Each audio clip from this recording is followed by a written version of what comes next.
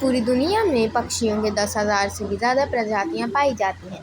सभी के वही 2 पंजे, 2 पंख और एक गर्दन होती है, लेकिन इन्हीं में से एक ऐसा पक्षी है जिसकी एक अलग ही पहचान है, जो आसमान का सीना चीर के हज़ारों मीटर ऊपर 120 किलोमीटर प्रति की रफ्तार से उड़ता है, जो खुद के कई गुना अधिक वजन के शिकार को भी अपने पंजों पे दबोच कर उड़ जाता है और इसीलिए उसे पक्षियों का राजा कहा जाता है, जिसे हम बाज के नाम से जानते हैं। और एक बाज इतना ऊंचा मुकाम हासिल करता है अपनी ट्रेनिंग और अपनी पुनर्जन्म की वजह से।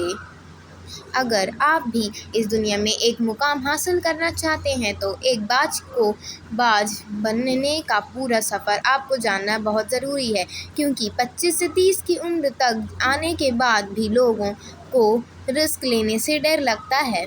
लेकिन एक बाज के जीवन की शुरुआत ही रिस्क से होती है। जिस उम्र में बाकी पक्षियों के बच्चे सिर्फ चीं-चीं करना सीखते हैं, उस उम्र में एक मादाबाज अपने बच्चे को पंजों में दबोचकर हज़ारों मीटर आसमान की ऊंचाई में उड़ जाती है, उसे ये बताने के लिए कि तेरा जन्म आसमान का सीना चीर के सबसे ऊपर उड़ने के लिए हुआ है। तेरा जन्म पक्षियों के बादशाह बनने के लिए हुआ है। ज़मीन से हज़ारों मीटर ऊपर ले जाकर मादाबाज अपने पंजे से उसे छोड़ देती है और यहीं से शुरू होता है उसकी हाई रिस्क ट्रेनिंग। वो चूजा ज़मीन की तरफ तेज़ी से गिरने लगता है, थोड़ा नीचे आता है उसके पंख खुलने लगते हैं। नीचे आते आते वो अपने पंख फड़फड़ाने लगता है, लेकिन वो अभी तक उड़ना नहीं सीखा है। वो ज़मीन से कुछ ही ऊपर होता है, ऐसे लगता है कि कुछ सेकंड में उसका जीवन समाप्त हो जाएगा, लेकिन अचानक एक पंजा उसे अपने गिरफ्त में लेता है, वापस आसमान में उड़ जाता है। वो पंजा होता है उसकी माँ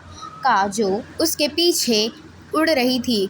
उसकी ये ट्रेनिंग तब तक चलती रहती है जब तक वो उड़ना नहीं सीख जाता। इतनी हाई रिस्क ट्रेनिंग होने के बाद इस दुनिया को एक बाज मिलता है। बारिश के वक्त जब सारे पक्षी आश्रय की तलाश करते हैं, तब यही बाज उसी बारिश में आसमान को चीरते हुए ऊपर निकल जाता है और बादल से कहता है, तू वर्षा ले, कितना बरसेगा। और फिर नीचे आकर चैलेंज करता है। एक बाज की उम्र लगभग 70 साल होती है। जब वह 40 साल का होता है, तब एक परेशानी उनकी ज़िंदगी में मौत बनकर आती है, जो अपनी परेशानियों की तुलना में बहुत बड़ी होती, क्योंकि 40 साल की उम्र में बाज को चोंच इतनी मुड़ जाती है कि उसे शिकार निगलने में बहुत परेशानी होती है। उसके पंख भारी हो जाते हैं, छाती से चिपकने लगते हैं, जिससे उड़ना बहुत मुश्किल हो जाता है। उसके पंजे लंबे और लचीले हो जाते हैं, जिससे वो शिकार को सही से नहीं पकड़ पाता। अब उस बाज के पास सिर्फ 3 रास्ते होते हैं। एक, वो अपने शिकार त्याग सकता है। दूसरा, गिद्ध की तरह छोड़े हुए भोजन पे निर्भर हो जाए। और तीसरा, सबसे कठिन और पीड़ादायक रास्ता, अपने आप को पुनः स्थापित का, फिर से आसमान का सीना चीर कर उड़ने का। और वो इस तीसरे रास्ते को चुनता है और अपने पास से सबसे ऊंची चोटी पे पहुंच जाता है। वहाँ पर अपना घोंसला बनाता है और फिर शुरू हो जाता है परेशानियों को जड़ से उखाड़ना कर आसमान में उड़ने का सफ़र। वह अपनी चोंच को एक चट्टान पर मार मार कर तोड़ देता है, लहूलुहान हो जाता है और इंतज़ार करता है नई चोंच के आने का। उसके बाद अपनी नई चोंच से अपने पंजों को काट देता है और फिर इंतज़ार करता है नए पंजों के उगाने का। उसके बाद वह अपने एक एक पंख को अपने शरीर से अलग करता है और फिर इंतज़ार करता है नए पंख उगाने का। और इस तरह प्रक्रिया में उसके समय लगता है पूरे 5 महीने का।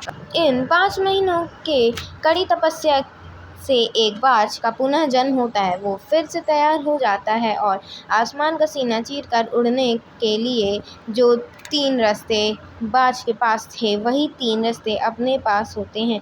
लेकिन कुछ लोग पहले रास्ते को चुनते हैं और परेशानियां के तले दबकर सुसाइड कर लेते हैं। ज़्यादातर लोग दूसरे रास्ते को चुनते हैं। वो परेशानियों को बोझ पड़ते ही अपने लक्ष्य को छोड़कर एक नॉर्मल लाइफ जीने लगते हैं। और कुछ वो लोग भी होते हैं जो इस परेशानियों को लात मारकर अपनी मेहनत में के दम पर बाज की तरह आसमान की बुलंदियों को छूते हैं। दोस्तों, बाज की यह ट्रेनिंग हमें बहुत बड़ी सीख देती है कि अगर रिस्क लेना पड़े तो लो कि अपने फील्ड में अपने आप को इतना ट्रेन कर लो कि उस फील्ड में आपसे ऊपर उड़ने के बारे में सोच कर लोग के पसीने छूट जाएं, तभी आप अपने फील्ड के बादशाह कहलाओगे।